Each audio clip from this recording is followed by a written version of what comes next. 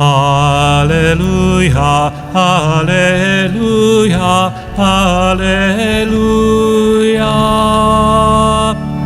Alleluia, alleluia, alleluia. Open our hearts, O Lord, to listen to the words of your Son. Alleluia, alleluia, alleluia. The Lord be with you. A reading from the Holy Gospel according to Matthew. Jesus told his disciples this parable.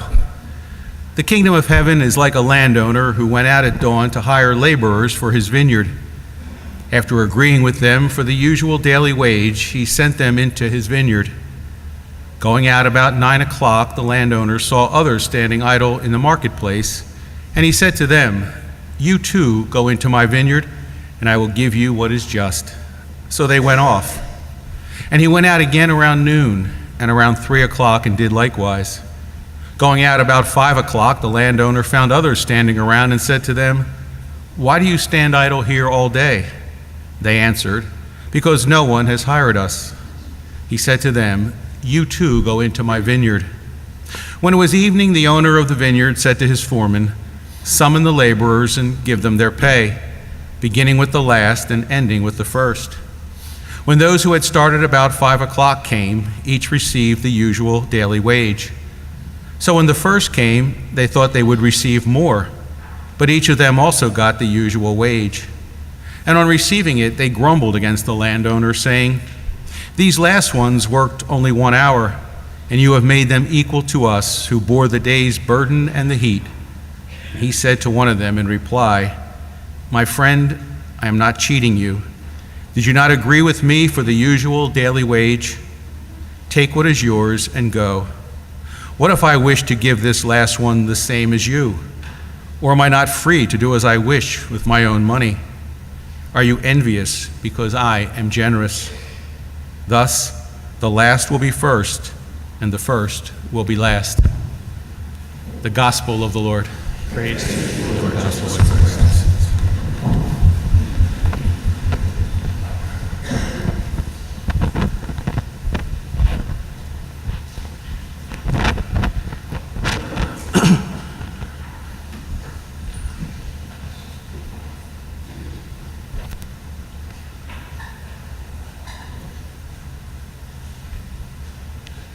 Good evening, everyone. Good evening, Father. It's good to be back. I was away for 2 weeks. I was originally supposed to go to Florida, my brother and I, and we were all planned and ready to go.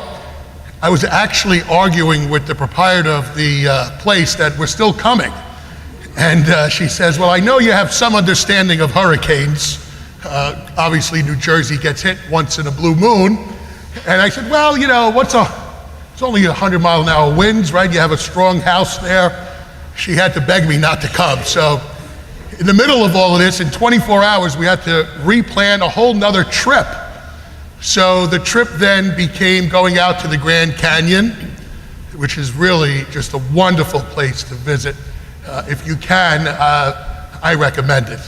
It's hard to describe. You have to really see it yourself. Pictures don't do it justice. You could fit the whole state of Delaware inside the canyon, so try to wrap that around your head. We also visited Sedona, Joshua Tree National Park, Sierra Nevadas, so it was quite a trip, a lot of driving. When I came back, I was ready for a vacation from 2,100 miles of driving. We also visited Texas. Now you're probably wondering what's in Texas, right?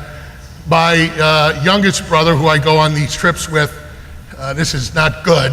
He's a Cowboys fan, huh? So part of his bucket list was to go to a Cowboys game. Lo and behold, they're playing the Giants, even though I'm not a Giants fan. But the great part of the thing was the Yankees were in town. So we got to see the Yankees as well. I'll tell you, they're very friendly. I didn't want to wear my hat or my shirt or anything. And they welcomed us, "How you doing?" I'm like, oh, you know, I'm walking through, sitting down, I'm thinking somebody's going to throw something at me, you know, but, oh, your team is really good, they're young, and this and all that. Well, we did go to the Cowboy game as well, so my brother dared me as a joke to buy a Cowboys t-shirt, put it on, take a picture, and put it on Facebook, which I did, which was not good. You should have heard the vitriol that was coming back at me from some of the parishioners and, you know, even the people up in North Jersey. So to prove that I am a homeboy, here's my prop man, Ed. Okay, here you go, all right? Eat my own Eagles jersey, huh? And to show you that it's really mine, look, the last name and everything's on the back. Now, why number 2? Somebody said something about David Akers. When I asked for number 2, I was thinking of Derek Jeter, who doesn't even play football. So that's my jersey, and I will wear it when the time comes. Who's playing? Well, today I'm wearing Notre Dame because Eagles. Yeah, I'm not a Giants fan. I actually follow players more than I do teams, if you will, and mostly Notre Dame guys. Another quick little fib. I'm in a league with Deacon Jerry. And last year, I'm ready to pick Tyler Eifert, tight end out of Notre Dame, and he's all in my queue. I'm ready to pick him. But Deacon Jerry picks before me, and he took my guy. I was pacing around the room saying, how can he do that to me? Then he sends me a text, I got your man. It's the way it is. It's just the way it is. So much for friends, right? The gospel is a tough one. Jesus is being very challenging. I was a laborer in the laborers union for 2 years before I went back to college. So every time I hear that, all the union rules keep running through my head, you know, because we were set on a scale of pay and benefits and hours, and the union fought so hard for those things. Then when I hear Jesus say he's going to pay the daily worker, whether they came at 9, noon, 3, or 6, the same amount of money, I'm thinking, that's not really fair. I mean, if you show up at 9 a.m., I show up at 6, we get paid the same, you're thinking, wow, I put in over 10 hours, we got the same amount of money. This guy doesn't understand union rules. But Jesus is not talking about money in the sense of pay. Money is an analogy here to grace, grace of salvation. What's the difference if someone, let's say, is called to the Lord at 9 in the morning or 6 at night? So if someone has been living righteously, a life of faith, since they're 5, as opposed to someone who's only lived it for 5 minutes, we might think, well, does that person who only lived it for 5 minutes deserve to get to heaven? Yes. If a person makes a perfect act of contrition, is truly sorry, they get to the same place. Now, their rewards might be different once they get there, and the whole thing with purgatory and the rest, but they still get the same end goal. Aren't we happy that someone may have made it in the last 5 minutes, or are we jealous with what God does with his own money? Again, what God does with his grace. Or am I saying to God, you should allow me to distribute the grace? But my ways are not your ways. Because would we be able to distribute that grace in a just and compassionate manner as does God? My father used to joke with me, and I think I told you this. He said, if it was up to me, it'd be just me and the Lord in heaven. I don't know why he used to say that. But he was trying to make a point that I'm not the judge, because if I was, I can't judge people. At least I can't judge them fairly, because I don't know their hearts as God knows the hearts, people's hearts. Now, the other aspect of this gospel is that those laborers are Jesus's apostles. They are his disciples. And over the last year or so, we have been planning quite a bit on what we would do for evangelization. Some of the members from the evangelization committee are here right now. And for the last year, we've been planning, what can we do to make us better laborers, to make us better disciples, apostles? So we decided that we would first not worry about so much going out to somewhere else, but to teaching us, making us informed disciples, active apostles right here in our own parish. So I got a bunch of gifts for you today. The first gift you've seen in the pews is the picture of the road to Emmaus. So if you hand those out, those are for you to keep. There's a prayer on the back which we will all recite together at the end of the petitions. So that's your first gift.